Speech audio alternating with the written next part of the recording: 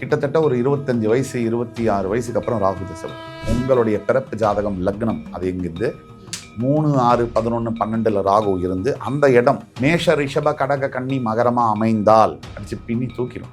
கன்னிராசியில் இருக்கக்கூடிய பல நபர்கள் இரண்டாம் திருமணம் செய்ய வேண்டிய கட்டாயத்துக்கு ஆளாகும். இதுதான் உண்மை. ஒட்டுமொத்த வாழ்க்கையில கன்னிராசி என்பவர்களுக்கு நான் சொன்ன மாதிரி இந்த 26 வயசுலேருந்து 44 வயசுக்குள்ள ராகு திசையில பொழைச்சாதான் பழப்பு. 44க்கு அப்புறம் குரு திசை ஒரு 16 வருஷம், 45லேருந்து 60 வயசுக்குள்ள சனி திசை ஆரம்பிக்குது. அதுக்கப்புறம் சனி திசை வந்தாருன்னு சுரேஷ் திசை வந்தார். ரெட்ரோ ஆன்மீகம் நேயர்கள் அனைவருக்கும் வணக்கம். இன்னைக்கு நம்மளோட சுபாஷ் பாலகிருஷ்ணன் சார் தான் இணைஞ்சிருக்காரு. சார் வணக்கம் சார். வணக்கம். ஒவ்வொரு ராசிக்கும் அவங்களோட குணாதிசயங்கள் என்ன, அவங்களுக்கு எந்த டைம்ல எந்த மாதிரியான ஒரு பீக் நல்ல விஷயங்கள் நடக்கும் அப்படின்னு நீங்க நிறைய விஷயங்கள் ஷேர் பண்ணணும் சார் எங்களுக்கு. அதாவது அருமையா சொன்னீங்க. எல்லாருக்குமே என்ன கேள்வி அப்படின்னா, எனக்கு நல்லது நடக்குமா அப்படிங்கிறது முதல் கேள்வி. அப்படி நல்லது என் வாழ்க்கையில் இருக்குது அப்படின்னா அது எப்போ நடக்கும், நான் எப்போ அதை எதிர்பார்க்கலாம்? ஏன்னா ஹோப், நம்பிக்கை அப்படிங்கிற பேரில் தான் நம்ம எல்லாருமே வாழ்ந்துட்டுருக்கோம். மாறி மாறி பிரச்சனைகள், மாறி மாறி சேலஞ்சஸ் இதெல்லாம் சந்திச்சுட்டு இருக்கக்கூடிய இந்த நேரத்தில் பல ராசிக்காரர்கள் 12 ராசியில் இருக்கவங்களுக்குமே நிறைய கேள்விகள் தான் இருக்குது பதிலை விட. ஸோ அந்த அடிப்படையில் பார்க்கும்போது ஒவ்வொரு ராசிக்கும் அவங்களோட ஸ்ட்ரென்த்து வீக்னஸ் என்ன, அவங்க எந்த டைமில் எதை செஞ்சால் நல்லது அவங்களுக்கு வெற்றி கிடைக்கும் அப்படிங்கிற மாதிரியும், ப்ளஸ் ஒவ்வொரு ஸ்பெசிஃபிக்கான விஷயங்கள், முக்கியமான விஷயங்கள், இப்போ காதலாக இருக்கட்டும், திருமணமாக இருக்கட்டும், கல்வியாக இருக்கட்டும், வேலை வாய்ப்பாக இருக்கட்டும், இப்போ இந்த மாதிரி விஷயங்களில் எதை செய்தால் எப்போ அந்த ஸ்டெப்பை எடுக்கணும் அப்படிங்கிறது ரொம்ப முக்கியமான ஒரு கொஸ்டினாக இருக்குது. அதை பற்றி தான் நம்ம விரிவாக பேசலாம்.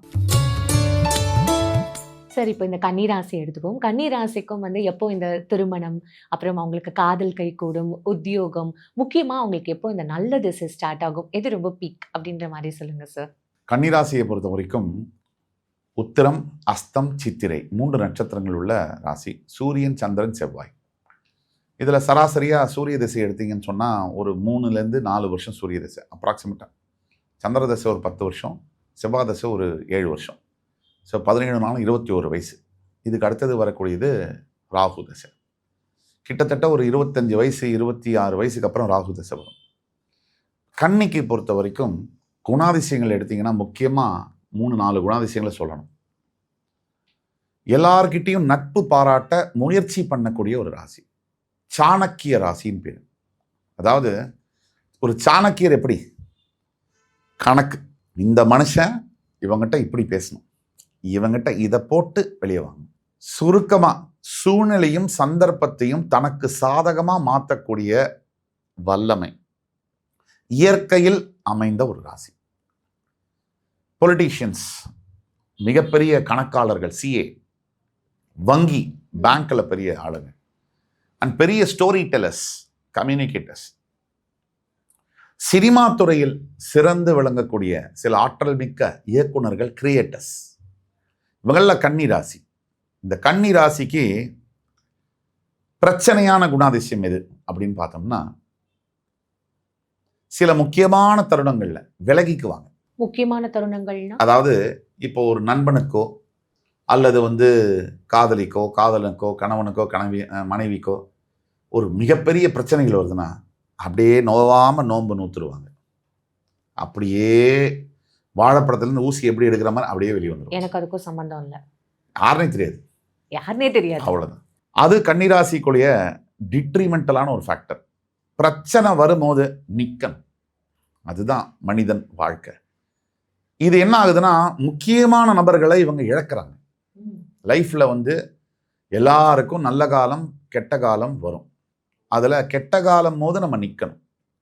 அப்படி இவங்களை சூழ்ந்து இருக்கக்கூடியவர்களுக்கு ஒரு பிரச்சனையான காலங்கள் வரும்போது இவங்க அப்படியே விலகிறதுனால அது பிரச்சனை இன்னும் அவங்கள அந்த மனிதனையே இழக்கக்கூடிய சூழ்நிலை. அவங்க பேர்லேயும் ஒரு அவப்பெயர் வரும் இல்லை சார்? ஆக்சுவலி இல்லை, அது எப்படின்னாமா, அவப்பெயர் நீங்கள் நல்லா இருந்தாலும் சாதாரணமாக இருந்தாலும் உங்களுக்கு வரணும்னு இருந்தா. ஓகே. இப்போ உங்கள் நண்பனுக்காக இல்லை மனைவிக்காக கணவனுக்காக ஒரு அவப்பெயர் வந்தால் தான் என்ன ஒன்றும் இல்லை. இப்போ அது ஒன்று பிரச்சனை இருக்குது. இதே மாதிரி கன்னிராசிக்கு நான் சொன்ன மாதிரி கிட்டத்தட்ட ஒரு 26 வயசுக்கு அப்புறம் தான் அவங்களுடைய ஜனன ஜாதகத்தில் ராகு பகவானுடைய பங்கு என்பது தேவை.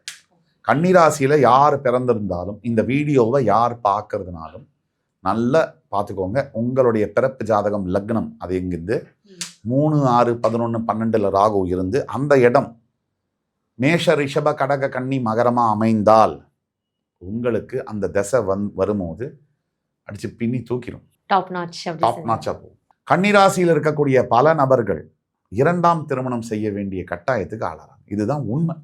நீங்க ஸ்டாட்டிஸ்டிக்ஸே எடுத்து பாருங்க. ஃபேமிலி கோர்ட்ல போய் 100 கேஸ் இருக்கு அப்படின்னு சொன்னா 60-50 கேஸ் கன்னிராசிலேருந்து வரும். ஏன்னா கன்னிராசிக்கு வந்து சொபிஸ்டிகேட்டடான ஒரு ராசி. நெலிஞ்சா பிடிக்காது, அப்படி நிமிந்தா பிடிக்காது, அதுக்கு மேலேயே பிடிக்காது. அதனால வந்து பார்ட்னர் வந்து 93.1 93.4 பேண்ட் விட்த்துக்குள்ளதான் இருக்கணும். லைட்டா இப்படி அசைஞ்ச ரிஜெக்டட். இதை நான் சொல்லும் போது கன்னிராசிக்காரங்க யாரும் ஏத்துக்க மாட்டாங்க. ஏன்னா எந்த ஒரு மனித தன்மையே குறைய ஏத்துக்க மாட்டாங்க. புரியுதுங்களா? உண்மையிலேயே சொல்றேன், நாங்க அப்படி இல்லை அப்படிம்பாங்க. அதே மாதிரி கன்னிராசிக்கு எதிர வரக்கூடியவங்களும் இவங்களுக்கு எது பிடிக்காதோ அதை செய்வாங்க. அதுவும் இருக்கு. நாகிங் பண்ற பார்ட்னர், போக்கிங் அப்படின்னா ஒரு வாழ்க்கை துணை காதலினா ஒரு பிரச்சனை வருது, அது 2 வகையில் அணுகலாம். ஒன்று, அந்த பிரச்சனைக்கு தீர்வு கண்டிட்டு அதை முடிச்சிடணும். இல்லை அந்த பிரச்சனையை பற்றியே வாழ்க்கை முழுக்க பேசலாம். அன்ஃபார்ச்சுனேட்லி கன்னிராசிக்கு வரக்கூடிய காதலிகள் எப்படின்னா, அந்த பிரச்சனை முடிஞ்சிருக்கும். கிபி 1852ஆம் ஆண்டு ஆகஸ்ட் 2ஆம் தேதி காலை 9 மணிக்கு நீங்கள் இதை பேசினீர்கள் அப்படின்னு ஆரம்பிப்பாங்க. நீங்கள் சரியா காஃபி கூட அன்னைக்கு எனக்கு போட்டு கொடுக்கலன்றது கூட பேசுவாங்க. அப்போ காஃபி இல்லைன்னு தெரியல. ஆனால் இப்போ வந்து என்னன்னா, அதுக்கு முந்தைய காலத்தில் இவங்க கூட பேசுவாங்க. அப்போ அதெல்லாம் லிஸ்ட் அவுட் பண்ணுவாங்க. இந்த மாதிரியான பார்ட்னர்ஸ் வர்றதுனால இவங்களுக்கு இது கடுப்பாகும். ஸோ இதை தவிர காதலில் பல கன்னிராசி என்பர்கள் ஜெயிக்கிறாங்க, திருமணத்தில் தோல்வி அடைகிறாங்க. இப்படி இருக்கு. இதுக்கப்புறமா பார்த்தீங்கன்னா ஒட்டுமொத்த வாழ்க்கையில் கன்னிராசி என்பர்களுக்கு நான் சொன்ன மாதிரி இந்த 26 வயசுலேருந்து 44 வயசுக்குள்ள ராகு திசையில் பொழைச்சாதான் பொழைப்பு. ஏன்? ராகு தசை முடிஞ்ச அப்புறம் குரு தசை வந்துடும். இவங்களுக்கு ஆகாத தசை. ஆமாம், கண்டிப்பாக மேக்சிமம் கன்னிராசி என்பர்களுக்கு குரு தசை ஆகாது. அதுக்கு அடுத்தது சனி தசை. 44க்கு அப்புறம் குரு தசை ஒரு 16 வருஷம், 55லேருந்து 60 வயசுக்குள்ள சனி தசை ஆரம்பிக்குது. அதுக்கப்புறம் சனி தசை வந்தான்னு, சுரேஷ் தசை வந்தான்னு, எல்லா தசையும் ஒரே தசை தான். இதனால என்ன ஆகுது அப்படின்னா, ஹோப் போயிடுது லைஃப்ல. சனி தசை வரும்போது கிட்டத்தட்ட சாமியார் சித்தர் லெவலுக்கு மாறிடுது. உண்மையாவே இந்த 44 வயசுன்னு சொல்றதே வந்து ஒரு உயரியரான ஒரு காலகட்டம் இல்லை சார். கெரியரோட உச்சமாகட்டும் சரி, பசங்க வந்து டீனேஜர்ஸ்ல இருப்பாங்க அந்த ஏஜ்ல. அவங்களுக்குமே அது வந்து ரொம்ப ஒரு முக்கியமான ஒரு காலகட்டமாக தானே சார் பார்க்கப்படுது. இல்லை, முக்கியமான காலகட்டங்களாக இருந்தாலும் அனுபவிக்க வேண்டிய பீக் இயர்ஸ் 25 to 45 அது முடிஞ்சிருச்சு அப்படின்னா, இன்னைக்கு காலகட்டத்தில் 65 வயசுல இருக்கவங்க கூட டீக்கா ட்ரெஸ் பண்ணுறாங்க, ஷிம்மி எல்லாம் கூட போட்டு போகிறாங்க. அது வேற விஷயம். பட் நம்ம அந்த 25லேருந்து 45க்குள்ள நம்ம எண்ணங்கள் என்ன, நம்ம செயல்கள் என்ன? பல மனிதர்கள் என்னன்னா, இன்னைக்கு ஒரு ரொட்டீன் லைஃப் போகுது, இது அப்படியே கெட்டியாக பிடிச்சிக்குது சொகுசுக்காக, கம்ஃபர்ட்டுக்காக. ஒரு உதாரணத்துக்கு நம்ம கேமராமேனே இருக்காரு, இன்னைக்கு கேமரா எடுக்கிறோம், இந்த லைஃப் அப்படியே கெட்டியாக பிடிச்சிக்கும். இது எனக்கு கம்ஃபர்ட்டாக இருக்குது.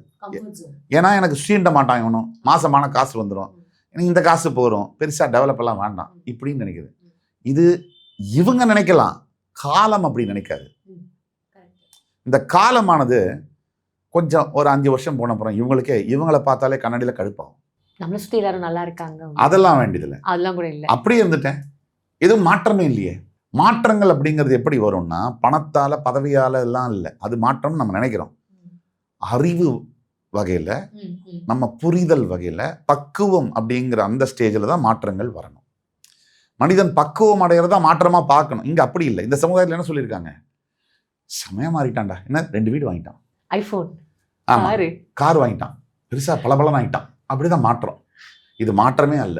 இந்த 2 வீடை பேங்க்காரன் ஜப்தி பண்ணி நாளைக்கே பிடிக்கிட்டு போயிடுவேன். இந்த அழகு 43 வயசு ஆடுவான், டக்கு டக்கு டக்கு டக்குன்னு பைபாஸ் ரோடு மாதிரி கோடு போட்டே வரும். அப்புறம் பார்த்தீங்கன்னா அந்த காருக்கெல்லாம் லோனை வாங்கினவன் வழியில் போகும்போதே நிறுத்தி தூக்கிட்டு போயிடுவான். ஆனால் எது நிரந்தரமாக இருக்கும்னா, நம்ம வளர்த்துக்கிட்ட அறிவும், நம்மளோட புரிதல், லைஃப்பை பற்றின புரிதலும் பக்குவமும். இந்த மாற்றங்களை கொண்டு வரதான மாற்றம். இது கன்னிராசிக்கு ஏன் பேசுகிறோன்னா, புதன் அறிவை கொடுக்கக்கூடிய, புதன் உச்சம் அடையக்கூடிய ராசி, உலக ஞானம் அதிகமாக இருக்கும். அதனால இவங்க தான் வந்து இதை புரிஞ்சுக்கணும். இன்னும் அவங்கள பக்குவப்படுத்திக்கணும் அப்படின்ற மாதிரியான ஒரு வார்த்தைகளோட நம்ம முடிச்சுக்கலாம். கரெக்டா? சாதுரியம் இருக்கு. சாதுரியம் என்பது வேறு, நீங்கள் டாக்ஃபுல்லாக ஹேண்டில் பண்ணுறது. ஆனால் முதிர்ச்சி என்பது வேறு. ஓகே. நான் உடல் அளவில் சொல்ல, மனதளவில் புரியுது. ரெண்டுத்துக்கும் வித்தியாசம் இருக்குது. அதனால் உச்சால்தனமாக இருக்கிறது வேற, ரொம்ப மெச்சூர்டாக இருக்கிறதுங்கிறது வேற. Fine sir. இப்போ இவங்களுக்குன்னு ஏதாவது பர்டிகுலரா இந்த மாதிரியான ஒரு விஷயங்கள் செஞ்சா உங்களுக்கு இன்னும் வந்து உங்களுக்கு கை கூடும்ன்ற மாதிரி ஏதாவது இருக்குமா சார்? கண்டிப்பா கன்னிராசி என்பர்களை பொறுத்த வரைக்கும் சத்யநாராயண சுவாமி அவருக்கு வந்து பௌர்ணமி அன்னைக்கு அபிஷேகம், பௌர்ணமி அன்னைக்கு கிரிவலம் ஓகே. திருவண்ணாமலையில். இந்த பௌர்ணமியை பிடிச்சிக்கணும். எப்பவுமே வந்து இந்த கன்னிராசினியர்கள் ஒளி பொருந்திய சந்திரன் பௌர்ணமியை தான் அதுதான் உங்களுடைய ஸ்ட்ரென்த், உங்களுடைய லாபஸ்தானம் 11ஆம் இடம். அதை பிடிச்சிக்கிட்டு இந்த பௌர்ணமி அன்னைக்கு நீங்கள் செய்யக்கூடிய பூஜைகள், நீங்கள் வணங்கக்கூடிய தெய்வம், முக்கியமாக நம்ம ஜனங்களுக்கெல்லாம் பரிகாரத்தை பற்றி ஒரு சின்ன விஷயம் சொல்லியிருக்கோம். பரிகாரம்னா நம்ம என்ன நினைக்கிறோம்னா கோயிலுக்கு போகிறது, உடனே நமக்கு தெரிஞ்சது விளக்கேற்றுறது, அப்புறம் வந்து புஸ்தகம் படிக்கிறது, ஸ்லோகம் சொல்கிறது, இதெல்லாம் விட பெரிய பரிகாரம் ஒன்று இருக்குது. உன்னுடைய சக மனிதனுக்கு கல்விக்கு, உணவுக்கு, ஆடைக்கு நீ கொடுக்கக்கூடிய உதவிகள், அனாதையாக இருக்கக்கூடிய குழந்தைகளுக்கு, முதியவர்களுக்கு நீ செய்யக்கூடிய உதவிகள் தான் டாப் மோஸ்ட் பரிகாரம். இதை விட வேற எதுவுமே இல்லை சார். ஆமாம், ஏன்னா மனோதர்மம் தெய்வத்துக்கு செய்யக்கூடிய. ஆமாம். அதனால கண்ணில் எதிர இருக்கக்கூடிய அப்பா அம்மாவை விட்டுட்டு எங்கேயோ கம்போடியாவில் இருக்கக்கூடிய கோயிலுக்கு போனா, ஸோ கண்ணுக்கு எதிர இருக்கிற அப்பா அம்மா விட்டுட்டு கம்போடியாவில் இருக்கக்கூடிய கோயிலுக்கு போனால் 10 பைசா பிரயோஜனம். Fine sir. உண்மையாகவே கன்னிராசிக்காரர்கள் மட்டும் இல்லாமல் இது எல்லாருக்குமான ஒரு விழிப்புணர்வாக தான் சார் நான் பார்க்குறேன்.